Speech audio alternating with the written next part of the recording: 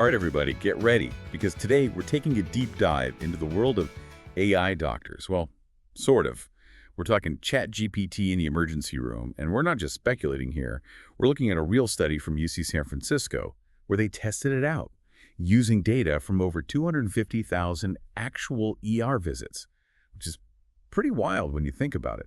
They wanted to see if ChatGPT could handle those crucial split-second decisions, like whether to admit a patient, order a scan, or prescribe antibiotics. The kind of calls that determine if you're spending the night in the ER going home. And this wasn't just a simple test either. They really put the AI through its paces with a massive data set from UCSF Health, covering a huge range of emergency department situations. They even used two versions of ChatGPT, the 3.5 and the newer 4.0, just to see how they'd each handle the pressure. So they basically fed the AI raw doctor's notes from these real ER visits and asked it, okay, what would you do in this situation? Yeah, exactly.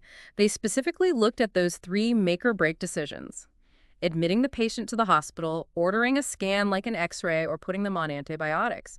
All pretty high-stakes stuff, right?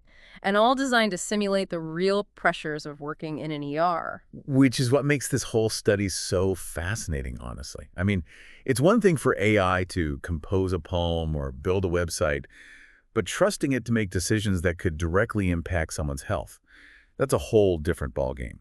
And get this, the results were pretty eye-opening. That's putting it lightly. ChatGPT, especially the 4.0 version, had a bit of a quirky tendency. Let's just say it was a little on the cautious side. Cautious, huh? So kind of like that overly worried parent that wants to take their kid to the doctor for every little sniffle. Huh, yeah, something like that. Except imagine that parent was calling the shots for the entire emergency room. They found that compared to what experienced ER doctors would actually do, ChatGPT consistently leaned towards ordering more tests and treatments than were probably necessary. I see what you mean. But on the other hand, wouldn't you say it's better to be safe than sorry, especially in an emergency? Oh, absolutely. That's a totally natural thought.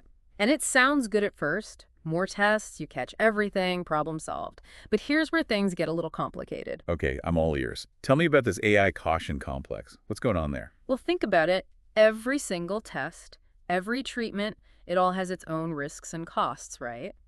What if that extra scan ends up exposing someone to unnecessary radiation? Or those antibiotics that are prescribed just in case end up causing more harm than good? Oh, wow, yeah, I didn't even think about that. And not to mention the strain on the healthcare system in general. Longer wait times in the ER, resources being used up unnecessarily, it could snowball pretty quickly. It's almost like that saying, when you hear hoofbeats, think horses, not zebras. But in this case, ChatGPT is hearing zebras everywhere, even when it's just a herd of horses strolling by. Exactly. It's a real balancing act. You want to be thorough, but you also don't want to go overboard with unnecessary interventions. So where does this over-the-top cautiousness come from? Is it something in the water over at ChatGPT headquarters? Does someone accidentally slip in a bunch of those medical drama DVDs where everything's always the worst-case scenario? Well, it's not quite that dramatic, but you're onto something with that whole idea of what it's been exposed to. Remember, these large language models, they're trained on massive amounts of data, right? And a huge chunk of that data comes from, you guessed it, the internet. So it's basically like it's been up all night reading WebMD and is now convinced every cough is a life or death situation. Huh. In a way, yeah. Think about those medical websites for a second. What's their main goal? A lot of times, it's to get you to go see a doctor, right?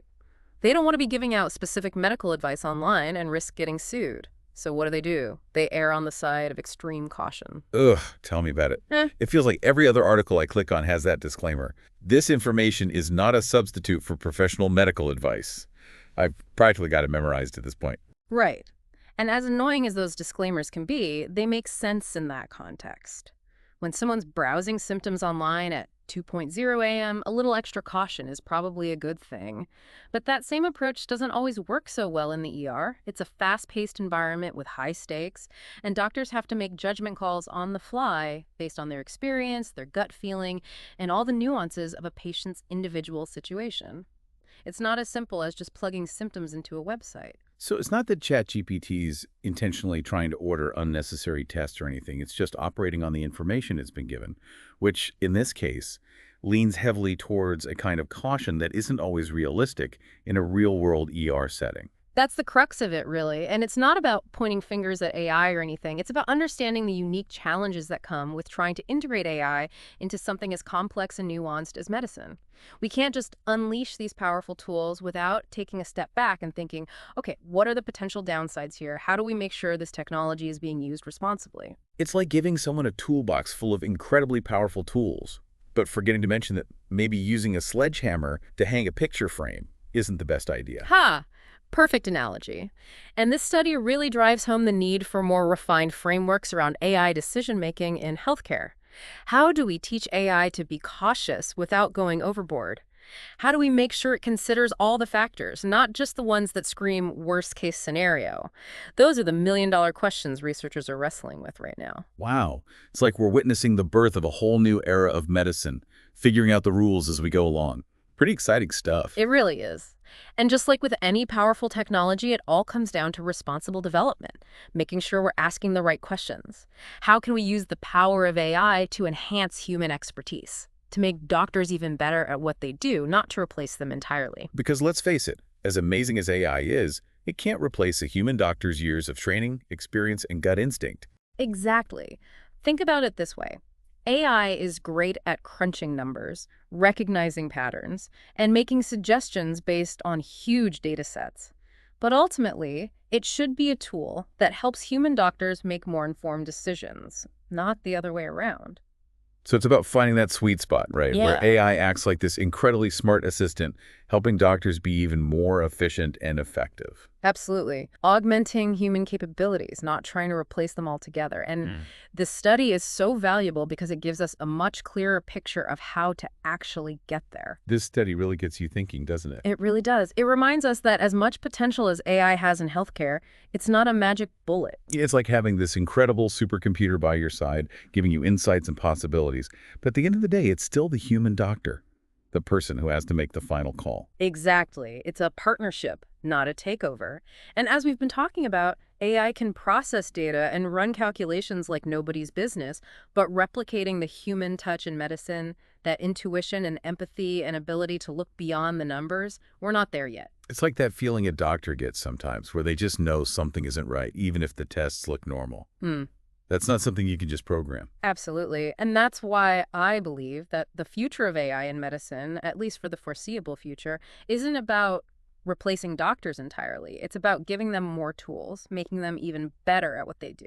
Giving them the tools to make faster decisions, better decisions, with potentially way more information than they've ever had before. Exactly. Imagine an AI that can analyze a patient's whole medical history in just seconds, pointing out potential risks or suggesting different diagnoses that might not have been obvious at first. That's the kind of potential we're talking about. That's pretty mind-blowing when you think about it. It's like having an AI assistant that's constantly learning and growing right alongside human doctors. And that's a key point. As AI continues to get more advanced, we need to make sure that it's being developed and implemented ethically and responsibly, in a way that supports and enhances what human healthcare providers already do. Well said. We've covered a lot of ground today, from the specifics of that UC San Francisco study to the bigger picture of AI's role in shaping the future of medicine. Any last thoughts you want to leave our listeners with? You know, if there's one big takeaway I hope people remember from today, it's this. AI in healthcare is a journey, not a destination. It's not going to be a perfectly smooth process. There will be challenges, setbacks, and ethical questions that come up along the way. But if we're careful and thoughtful in how we approach it, AI has the potential to completely transform the way we diagnose, treat, and even prevent diseases.